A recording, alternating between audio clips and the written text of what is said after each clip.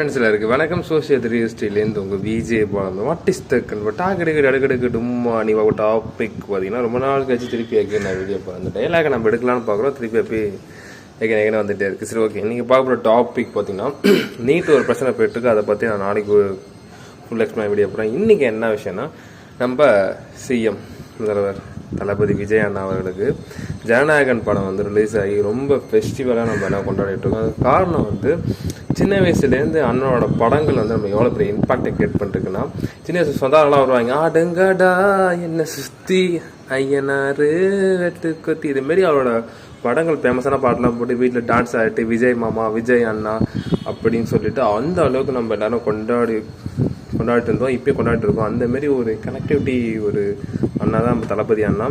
ஒரு ஒர்க்கை வந்து பிடிச்சி செஞ்சு மற்றவங்களையும் பிடிக்க வைக்கிற விஷயம் இருக்கு இல்லையா, அது மிகப்பெரிய விஷயம். அது சில பேருக்கு இருக்கும், அது நம்ம தளபதி அண்ணாவும் சரி அவர் பண்ணுற ஒர்க்கை இன்னி வரைக்கும் நல்லா பண்ணியிருக்காரு சினிமா துறையில்.